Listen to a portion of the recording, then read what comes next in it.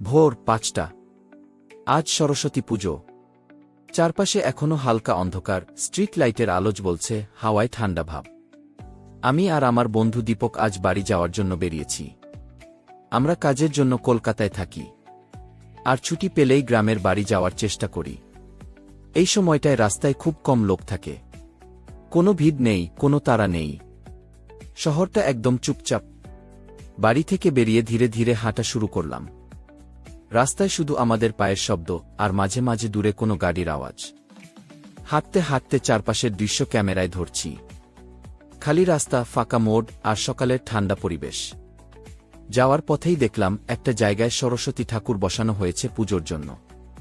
ভোরের আলোতে ঠাকুরের সামনে বাতি জ্বলছে। কোনো ভিড় নেই, শুধু শান্ত একটা পুজোর প্রস্তুতি।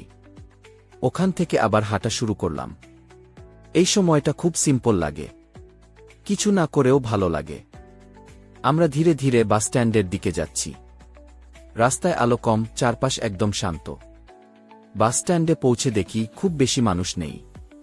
কয়েকজন চুপচাপ দাঁড়িয়ে আছে, সবাই নিজের মতো করে অপেক্ষা করছে। কিছুক্ষণ পর বাস এসে গেল। বাসে উঠে জানালার পাশে বসে পড়লাম। বাস ছাড়তেই বাইরের দৃশ্য ধীরে ধীরে বদলাতে লাগল। জানালা দিয়ে তাকিয়ে দেখি ফাঁকা রাস্তা, গাছপালা, আর ভোরের হালকা আলো।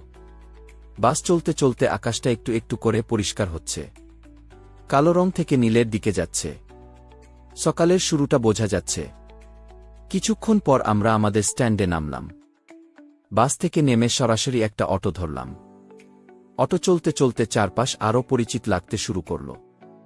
রাস্তাঘাট একদম ফাঁকা, সকালটা তখনও শান্ত। ফাইনালি অটো থেকে নেমে বাড়ির পথে হাঁটা শুরু করলাম। চারপাশে নীরবতা, শুধু ভোরের হাওয়া আর পুজোর সকাল। এই ছিল আমাদের সরস্বতী পুজোর সকাল ৫টার যাত্রা। একদম সাধারণ, একদম শান্ত। ভিডিওটা ভালো লাগলে লাইক দিও, আর এমন সিম্পল ডেইলি জার্নি ভিডিও পেতে চ্যানেলটা সাবস্ক্রাইব করো।